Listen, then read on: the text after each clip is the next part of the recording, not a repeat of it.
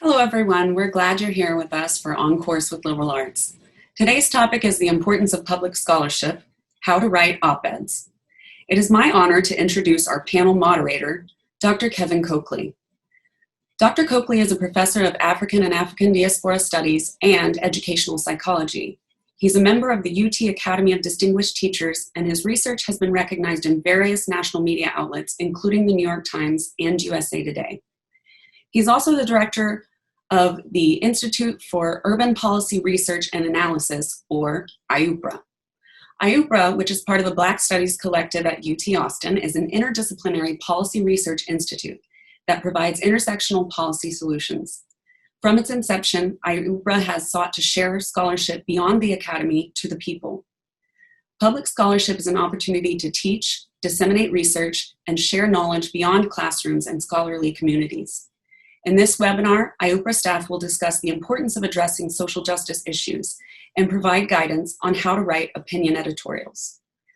And now I will turn it over to Dr. Coakley, who will also introduce the other panel members. Okay, thank you very much. If I could just go ahead and share the screen. Okay. Thank you so much for inviting IUPRA to talk about a topic that is very important to us, and that is really the importance of writing op-eds, disseminating public scholarship beyond the academy. I'd like to introduce my very brilliant and productive staff, starting with Dr. Danielle Wright, who is our Associate Director, Dr. Tracy Lowe, who is our Assistant Director of Assessment, Ricardo Lowe, who is our Research Associate, and Annika Olson, who is our Assistant Director of Policy Research. These are the individuals who really make IUPRA the sort of productive and well-regarded entity that it is, and I'm very grateful to have them with us today. So on that note, let us get started. 50 years ago, an individual named Dr. Joseph White, who is affectionately referred to as the father of Black psychology, ushered in the field of ethnic minority psychology through an article that he published in what was, at one point in time, a very popular Black magazine called Ebony. And the article was called Toward the Black Psychology. Now, I'm old enough to remember Ebony being very popular. When I was growing up, we would always get monthly copies of it. You see it on every Black family's, sort of coffee table or whatever. Times have changed, and Ebony is not as culturally relevant as it once was. But for many years, it was the go-to place for finding out information about Black people. And so when Dr. White wrote this article, it was very important because he was a psychologist, he was an academic, and he didn't opt to sort of write it in a journal, but he wanted it to really be disseminated to the broadest sort of group of people. And his rationale was really simple. He said that his ideas would have far more exposure and influence in a publication that was in the homes of thousands of Black people compared to being in an academic journal that would only be read by a handful of other academics. And so now that we have the advent, sort of the internet and the social media, which are now sort of primary sources of disseminating information, it makes dissemination of research and scholarship to the public much easier. And so writing opinion editorials is one way to broadly disseminate ideas. So why should researchers, or really anybody for that matter, want to sort of bring their thoughts into the popular media? One, it helps to enrich public discourse. It is important to share your knowledge broadly, not just with universities, but really with communities. It offers informed opinions and solutions on really some of the major problems that we are grappling with. And it gives researchers and academics and other people a voice in scientific, cultural, and policy debates. So what is an op-ed? Well, the word itself literally, it means opposite of the editorial page. And it has been referred to in a shorthand manner as an op-ed. Some people refer to it as an opinion editorial. But it is essentially an argument that is backed by evidence, that is timely, and that is of public value. Well, and who reads op-eds? policymakers and their staffers, scholars, the President of the United States, journalists, publishers, agents, and editors, TV producers. And what makes me especially excited is our families, our parents, siblings, other members of the family, educated public, and our neighbors. And this was what really drew me into wanting to write more publicly, because for many years as an academic, I would write, journal articles, and my family and friends would never read them because, again, they're in places that aren't very accessible to lay people. So being able to write opinion editorials where you can sort of share your knowledge with not just other sort of experts, but with people that you care about became very appealing to me. So there are, several ways that people approach writing an op-ed. By virtue of my participation in a project called the Op-Ed Project that trains researchers, staff members, scholars on how to write op-eds, and we were trained by journalists. By my participation in this, I learned of an approach that would allow for really sort of writing op-eds in a way that was very powerful, that was very persuasive. And this is, one approach, certainly not necessarily the only approach, but an approach that, that I, along with my staff, that we found very helpful. So you can see here, there are essentially 6 components: the lead, the news hook, the argument, evidence, to be sure, statement, and providing a sort of concluding statement. Let's start off with the lead. The lead is an opening statement, or opening sentence, or a hook, which is intended to grab someone's attention. It typically will have a punchy line, something that is going to grab people's attention.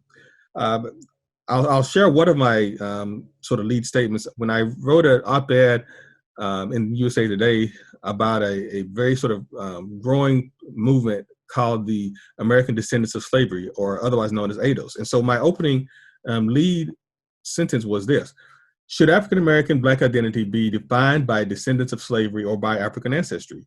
This increasingly bitter debate in the Black community is undermining the spirit of Black History Month. And so, again, my intent in sort of writing this was knowing that it was Black History Month, knowing that when someone would read that, I was hoping that it would pique their curiosity to want to read further. And so that's what you really want to do with a lead statement. Then there is the news hook. The news hook is basically, a timely, relevant topic. There are many different news hooks that one could use. They could be based on what's going on currently in the news. It could be based on recent research data reports, current events, popular culture. Oftentimes, holidays, anniversaries, trends, things that are sort of seasonal become very important and popular news hooks. And back in November of 2019, there was a lot of attention placed on the pending execution of Rodney Reed. And so my news hook was as follows: the racially inequitable application of the death penalty was highlighted on November 15, 2019, when, in an unexpected turn of events, the Texas Court of Criminal Appeals halted the execution of Rodney Reed less than 1 week before he was scheduled to be executed for the 1996 murder of Stacey Stites.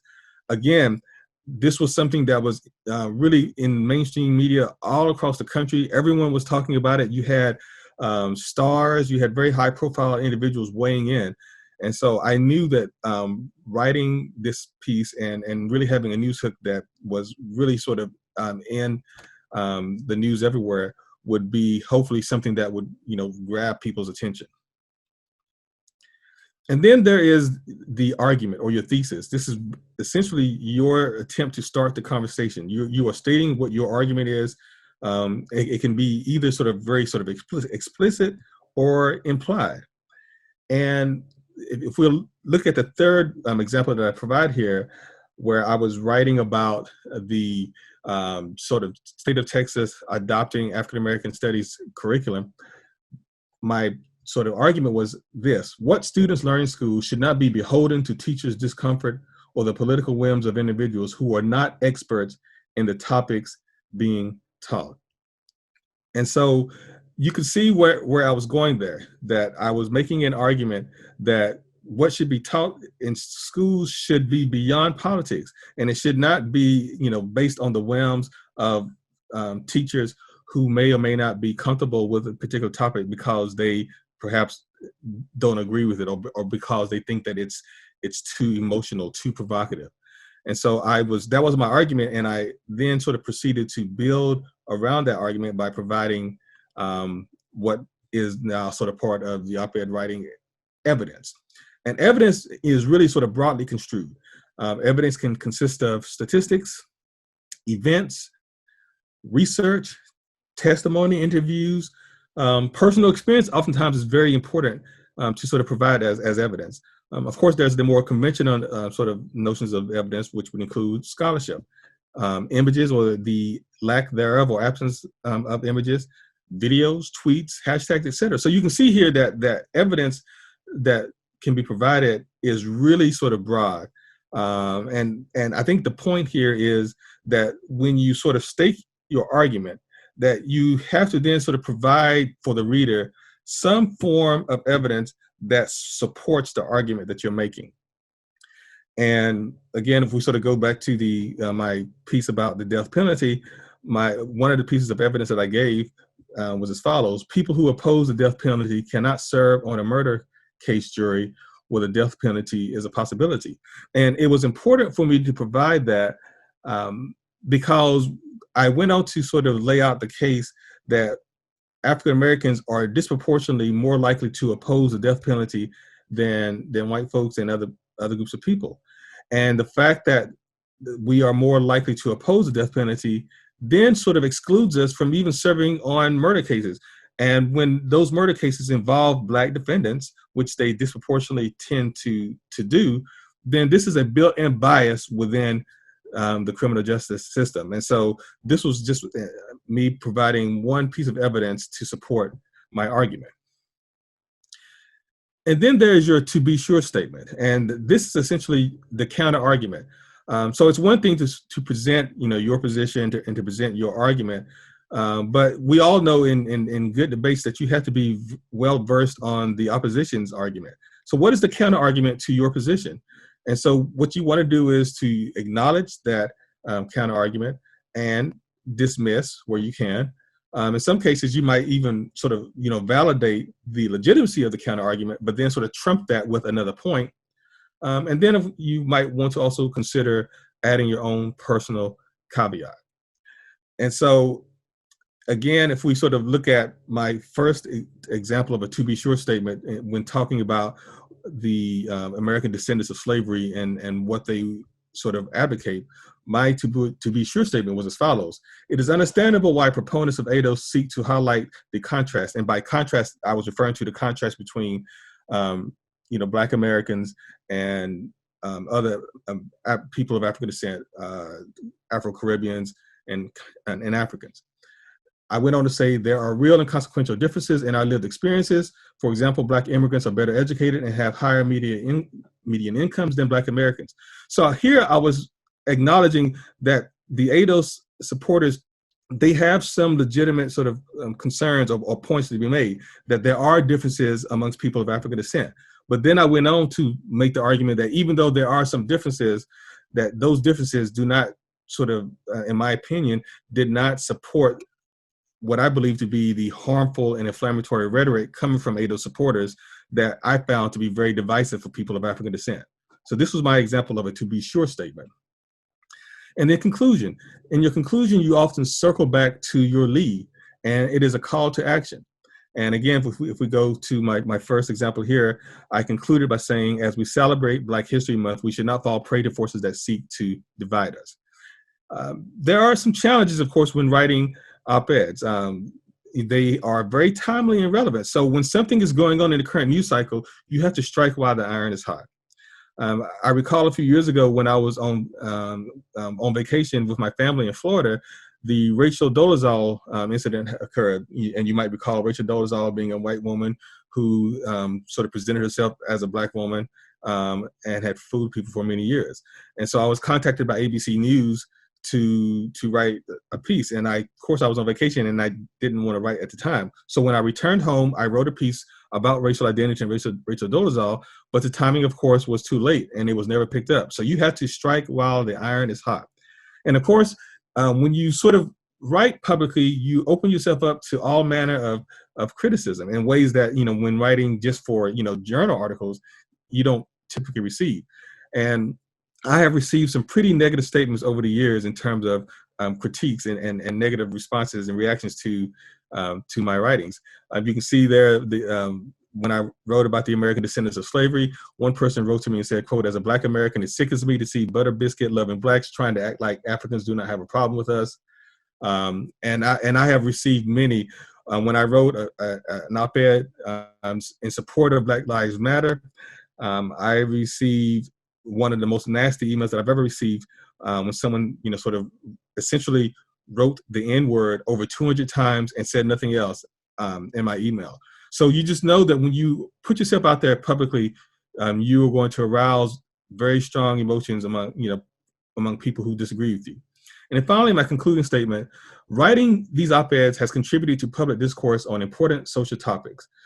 They are a powerful and effective way to broadly disseminate ideas via the internet and social media to a broader audience.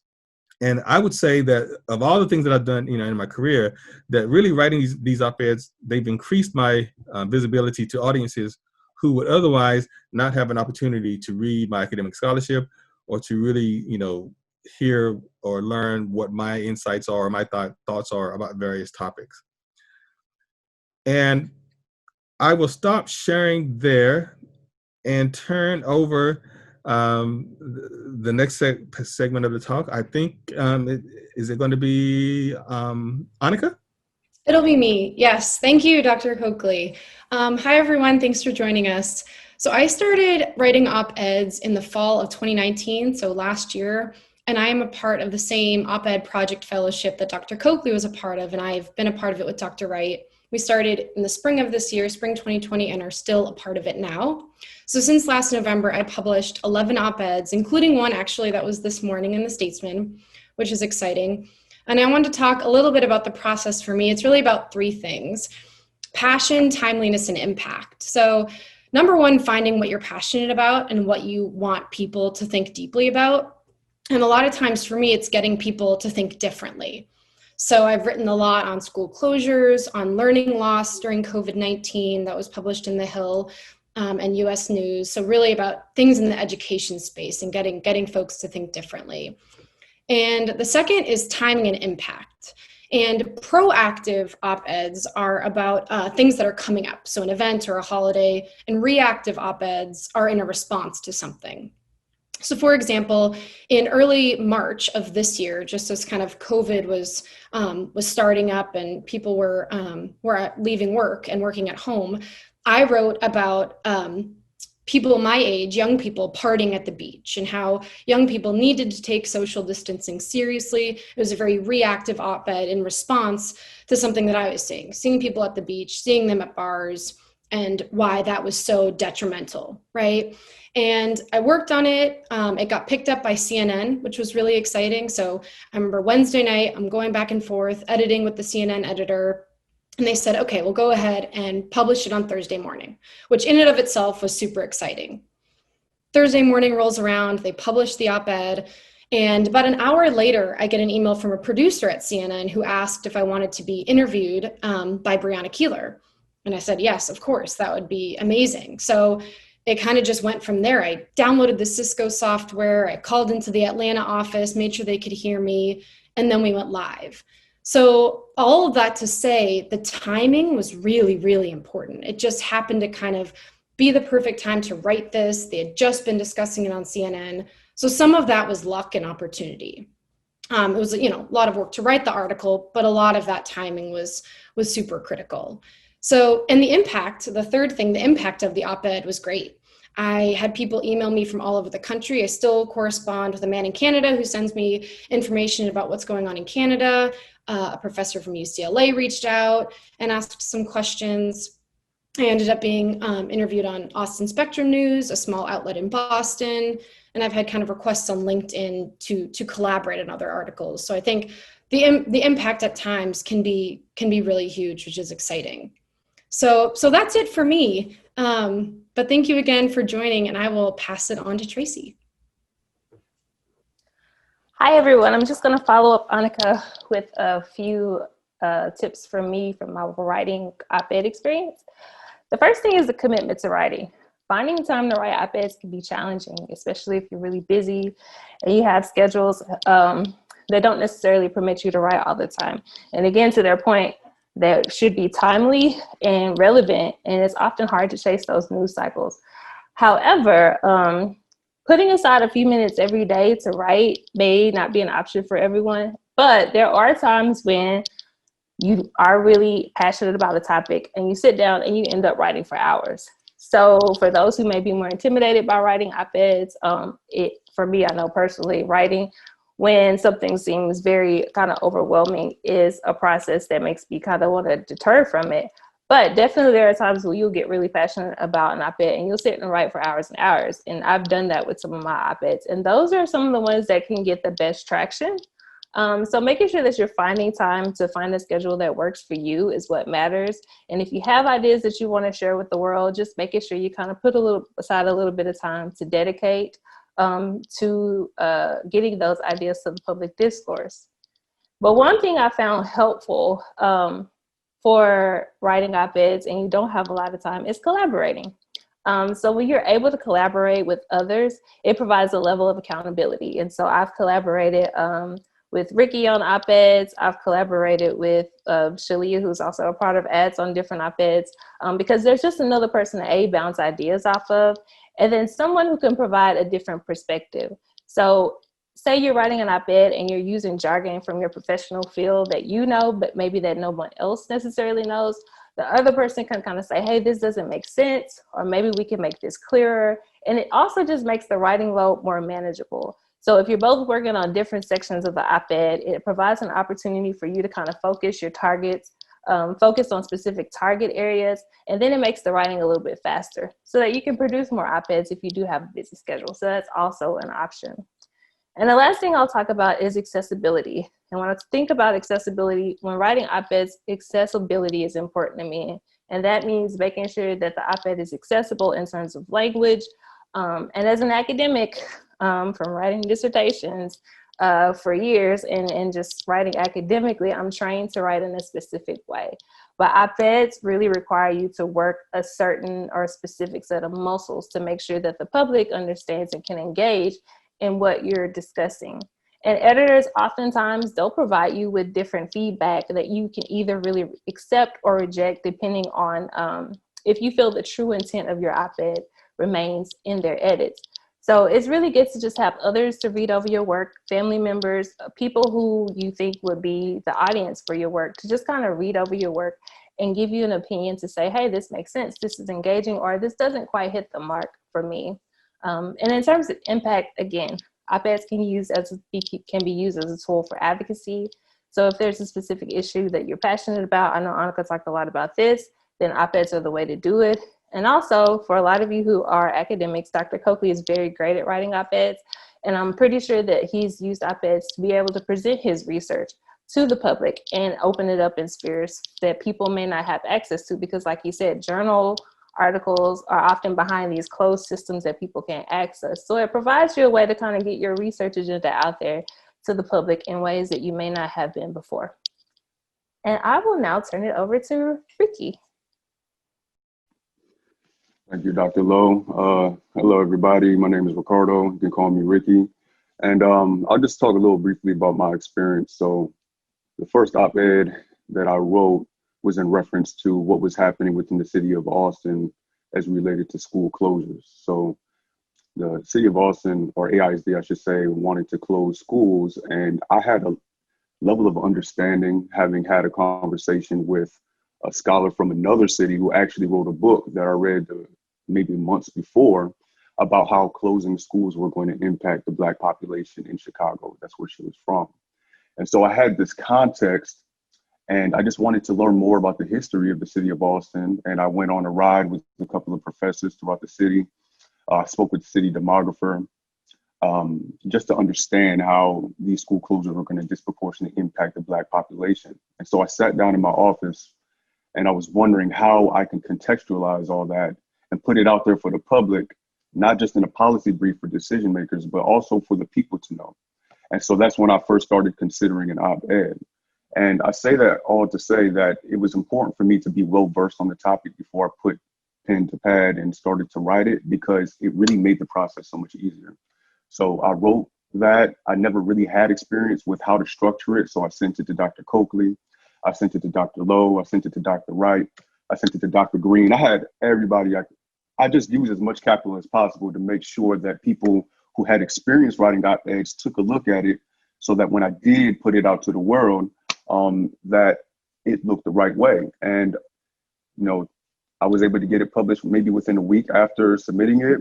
And it turned out to be a very powerful piece in league with other op-eds at the time that were referencing the same situations. I think that they all had a great impact in helping AISD making a more equitable decision. Not to say that we got exactly what we wanted, but we used that mode of opportunity to make sure that people understood what this looked like. And so that was my first experience writing an op-ed. The second one was a collaboration piece that I did with Dr. Lowe. And Dr. Lowe and I have the same last names, but we're not related. We don't know that yet, at least. Could be cousins or something. But we came up with the idea of talking about the issue of COVID-19 and how Donald Trump was referring to it as the China virus. And that was perturbing to us. And we wanted to collaborate, which was a great deal for me because Dr. Tracy Lowe has experience writing op-eds, and she also is well-versed with policy. And so me being a demographer, her being well-versed with policy, we were able to put our minds together and pen an op-ed about the situation and also examine it with, in a critical way, so that we could talk about how the China virus term was a racist terminology. And so we came together and recreated that, and that had a little bit of an impact as well. So it was published in a couple of smaller papers across the state, and it was also published in the San Antonio Express News. And so I say that to say that when you are not completely well-versed in something, it's okay for you to collaborate with other people who are well-versed in it, or y'all could just put your minds together and y'all can make something extraordinary work. And the last thing I'll say is that I've had some failed op-ed pieces. I've written some pieces that were not necessarily timely. I've written some pieces that were kind of controversial, and I was told by a professor from Duke University actually a couple months ago that there are some pieces that nobody's going to want to publish because if they're just too controversial, that's what it is.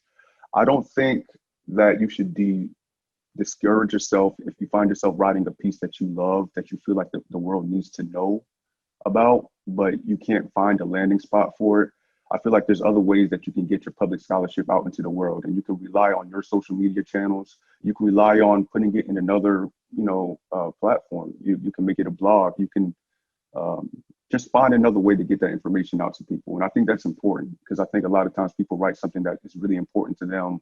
They have a hard time picking it up. As long as you go through the channels and you structure it accordingly, and if you're not able to get it out still after that, then work on trying to publish it through your own way. And it might not have as much reach, but you'll be able to get your ideas and thoughts out there. And I still think you get to achieve the goal that you want to achieve. And with that said, I will send it off to Dr. Wright. Thanks, Ricky. Thanks, team. Hopefully you all in the community who are listening to this are recognizing that there are a couple of different ways to get your op-eds out.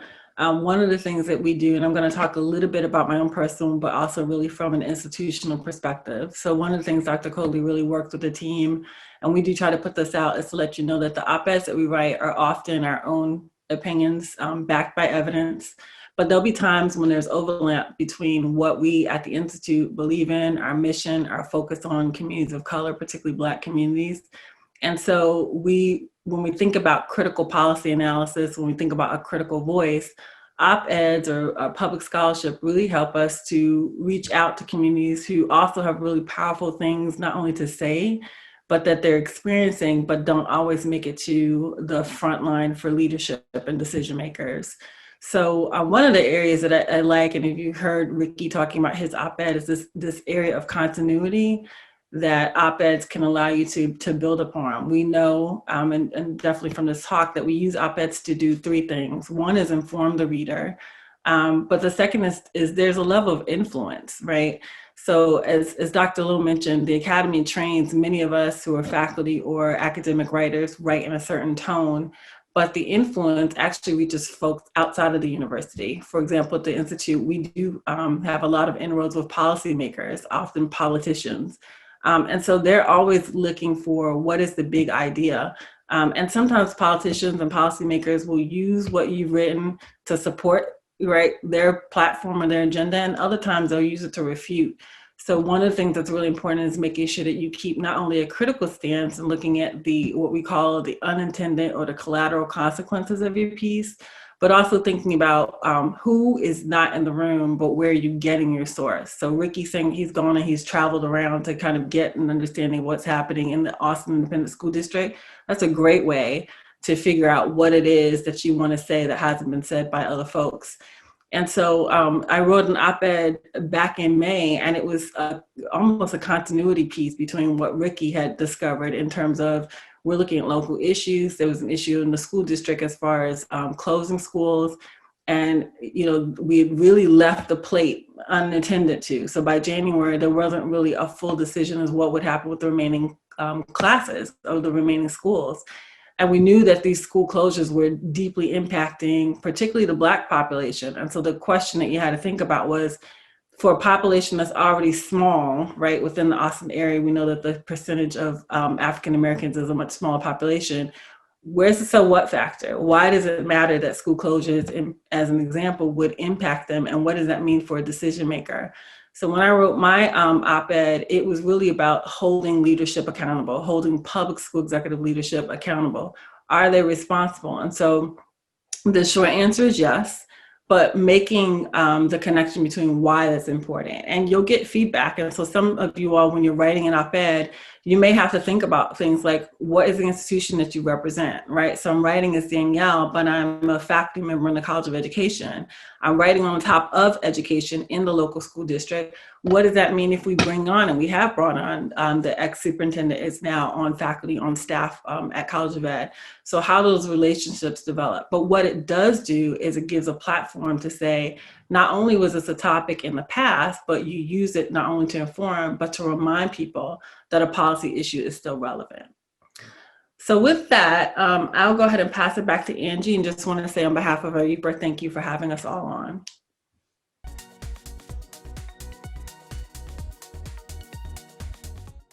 So I'm going to start with the first question, which is directed at Dr. Wright. Can you give us an example of how op-eds translate into meaningful policy change? And anyone, again, can jump in after you're finished. Yeah, well, Ricky talked a little bit about this idea of wanting to make sure that we're building, number one, awareness, but also making sure that as leadership or as decision makers are thinking about what policy looks like, we're talking about, so for example, at ARIPRA, much of our op-eds look at the equity lens. And so the AIC, the Austin Independent School District, when they're thinking about who they're going to select as their next leader, particularly whether they're going to close schools, they use quite a bit of the work, not only of Ricky, but also Annika and Tracy and their work on the digital divide. So you see some of that. COVID-19 is another area that, you know, our staff has not only written policy briefs, but we've used those policy briefs to start to really think about the context in terms of how funding will impact certain communities. So all of those things, I think, are coming out of op-eds, which will capture the attention of a reader, but then we can point it back down to specific policy. Did anyone else want to jump in there or add anything? If so, if not, I'll go to the next question. Okay, Ms. Olson, how do you become a trusted voice in the eyes of the editorial board? That's a great question. I think a lot of it comes from your pitch, right? You know, I'm from an institution, ARIPRA kind of has my back, shall we say, but a lot of it comes in the pitch, right? I email CNN and I say, you know, this is my piece, this is who I am, this is either where I've published before, this is the work that I've done, and you can hyperlink to the other pieces of work that you've done. And sometimes they'll reach back out and talk with you a little bit, email back and forth.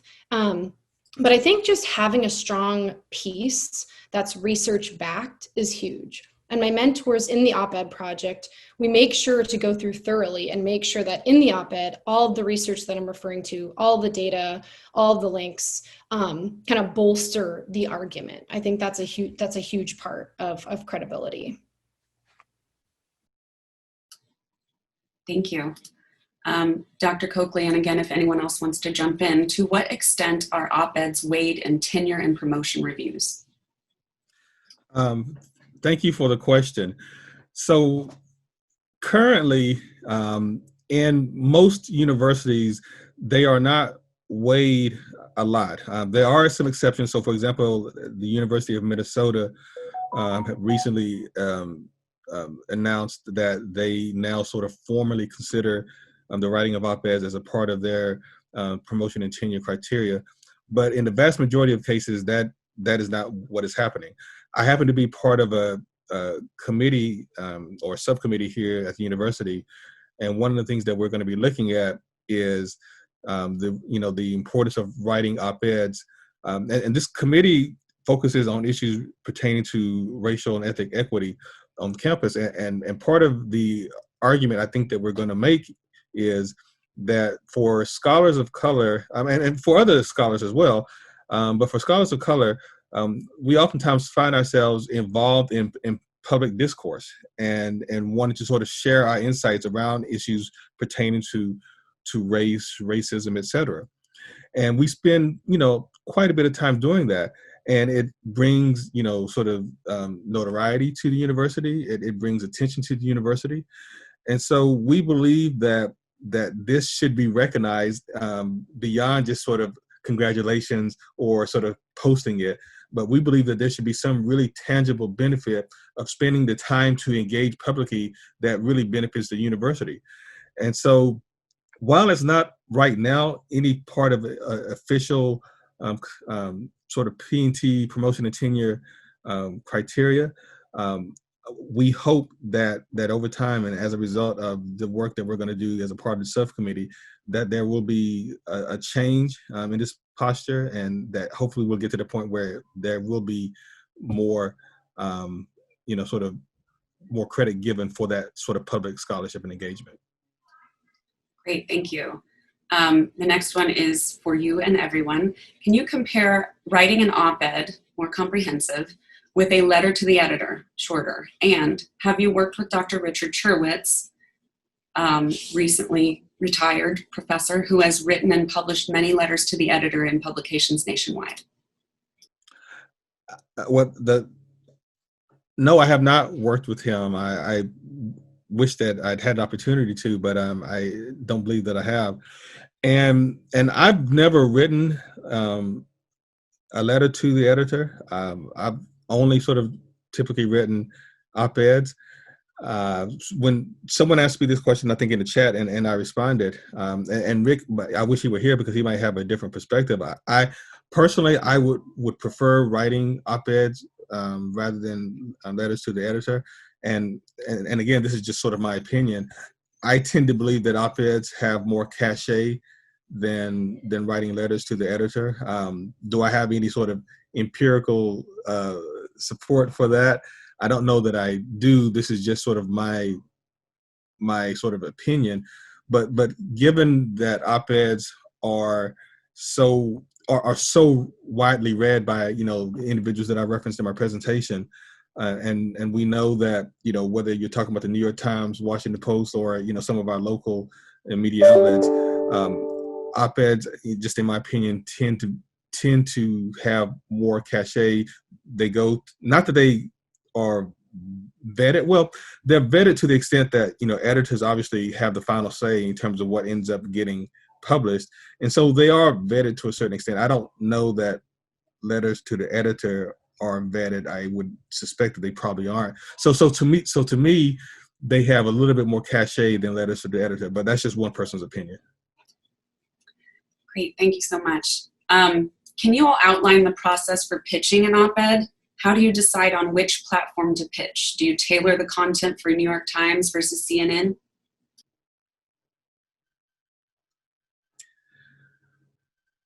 Well, I mean, again, so my experience has been, pretty interesting, and maybe some of the others, can sort of speak to this as well. I've actually, and I've written, a few op-eds. I've actually only pitched one op-ed. The vast majority of op-eds that I write are usually with sort of people approaching me and asking me to sort of write about a particular topic.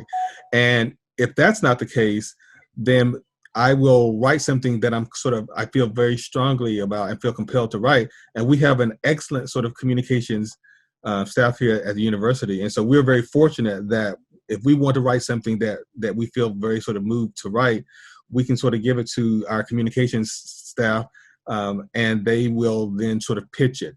And so that's part of the privilege of being part of this university apparatus, that we have these professionals who do a lot of that work.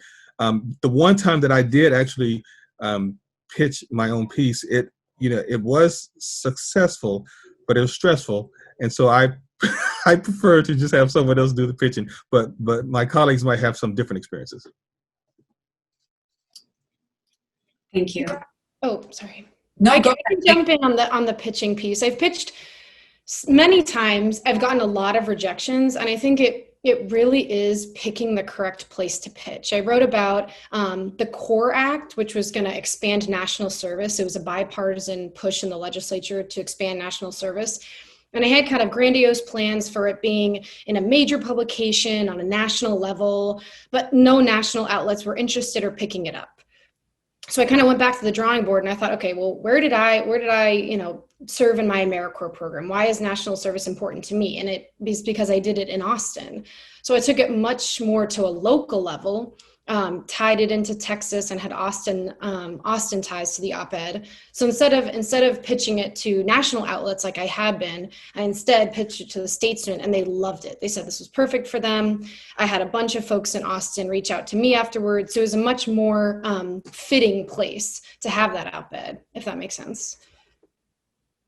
Absolutely, very helpful. Can I just say one more thing? I mean, I saw a question, and it is true that I suspect that it might be a bit more challenging for people who don't have, say, official affiliations with either universities or research centers or some other entity.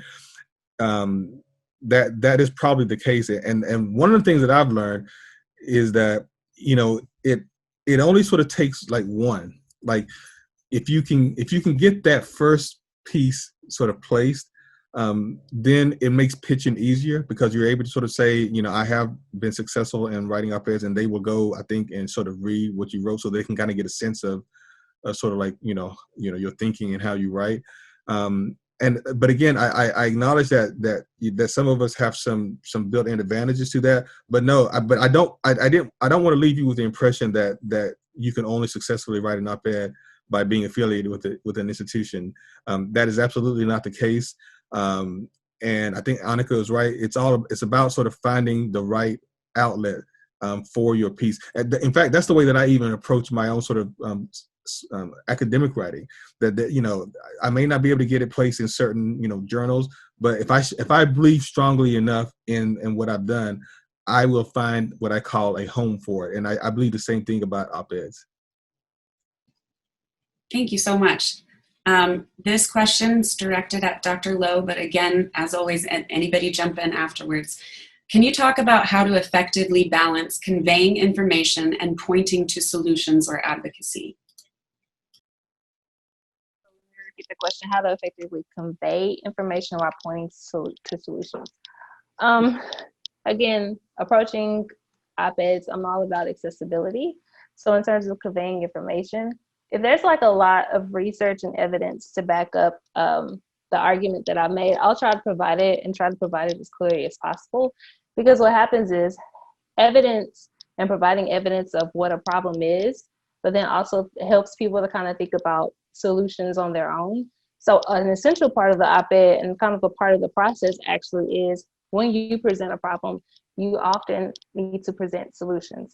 So for the op-ed, I think that Shalia posted in the chat, that particular one, we knew that imposter syndrome was something that was real and it was evident among students, but we wanted to make sure that administrators had tools to approach it. So in our way, we wanted to convey like the actual experiences of Black students in terms of imposter syndrome, but we were really intentional in thinking about our own practical experiences and how we as administrators, and my colleague who is in the counseling psychology field, how we would approach, say, just a conversation with administrators to say, hey, this is the solution, this is the problem. These are ways that we feel that you could really engage students in helping them kind of think about what imposter syndrome looks like for them and those resources. So I'd say when you're conveying information and providing solutions or pointing to solutions, think about your own experiences, because your own experiences will often point you in the direction of tangible solutions or ways that you can practically, and I'm all about practicality, practically address whatever problem that you're trying to solve. So that's kind of the way that I approach it when I'm thinking about op-eds. Hopefully that answered your question. Can you ever send it to more than one outlet? Like, does New York Times ever pick up op-eds from local papers?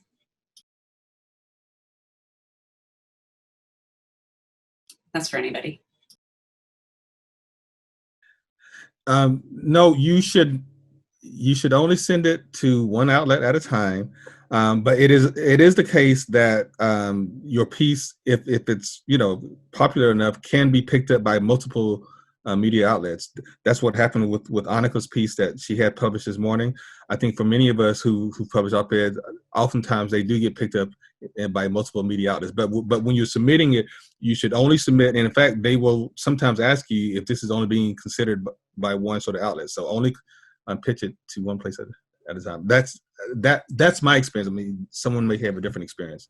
Yeah, so some newspapers are exclusive and some are non-exclusive. So the Statesman's non-exclusive, right? Published in the Statesman, it can get picked up by a variety of other outlets across Texas. But some are exclusive. CNN, New York Times, you have to sign something that it's only going to them. So it's dependent on the paper. Thank you. Mr. Lowe, can you share how op-eds complement the ongoing research that takes place at IUPRA? Yeah, so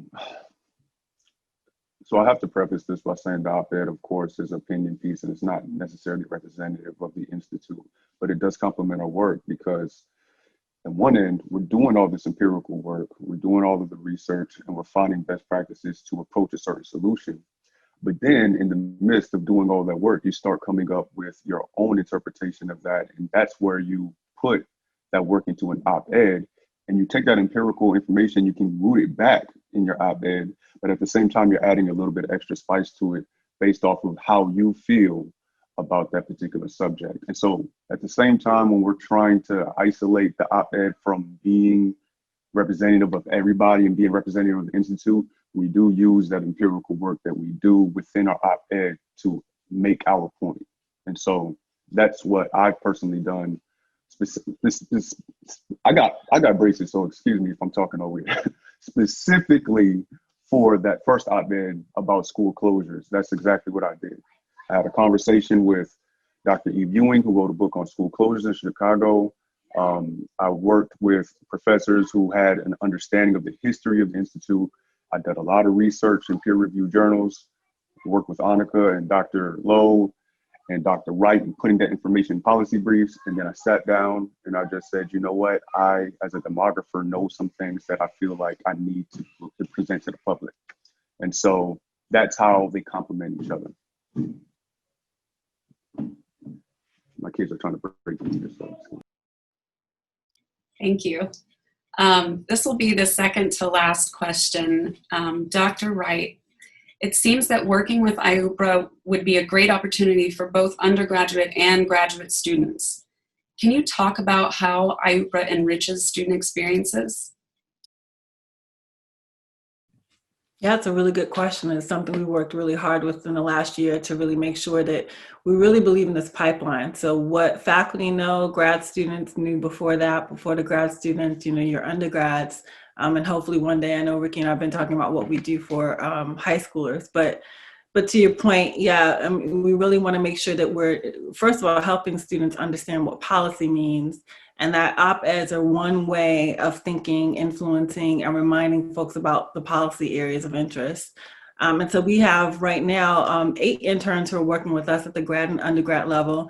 In fact, we've actually encouraged and had one intern last semester, Valerie Stern, published an op-ed on her own right, but based on the work that she had done for IUPA around segregation in schools. So certainly something that we really do try to figure out, how do we involve the community, and that's the campus and the neighborhood communities around us. Thank you so much. We'll end on this question. And again, anyone wants to jump in, but we'll start with Dr. Coakley. It seems that working with IUPRA, I'm sorry, that's the last question. Can you tell us more about IUPRA and the program's research, priorities, and projects? Well, you know what? That is an excellent question. I am actually going to let my Associate Director, Dr. Danielle Wright, answer that question. Dr. Wright, would you like to weigh in? Sure. Ask me one more time, just make sure I'm clear on the question. Can you tell us more about IUPRA's research priorities and projects? Yeah, absolutely. So, we respond to, right now we call ourselves emergent. We have a series of areas that we look at, including education, housing, criminal justice. We have a newer area that we've renamed income and wealth, and certainly health. And so we've been working on that, school closures, both at the local and in the state level. COVID-19, like with so many other institutes and research areas, has really occupied a lot of our current thought. So not only just looking at these issues that I've named on their own, but what has been the effects of COVID-19 in terms of how people, policy-wise, are experiencing that. And so tons of work really coming out on that. Dr. Tracy Lowe and Mr. Future Dr. Ricardo Lowe, and also Annika, have really ruthlessly spearheaded looking at what the lives of people's what people's lives are like from a policy perspective. So one brief that they worked on was women in the front line. And that is really important because you get these experiences of people when and Annika said this so well, when folks were social distancing and it seemed like a natural step, the university kind of shut down and closed. There certainly are folks who kind of take care of our everyday needs, whether that's someone working in a school or whether that's our frontline workers who are addressing issues. And so really wanted to look at what their experiences have been like. Annika has done a lot of work. I was also, again, in tandem with Ricky and Tracy, looking at the digital divide. We know that that has been always there, but really exacerbated by the way COVID-19 has really exposed who has access to good education and who doesn't. And so a lot of the issues in the policy work that we've been looking at focus on issues of equity, but also looking at what policymakers can do to make change around those areas.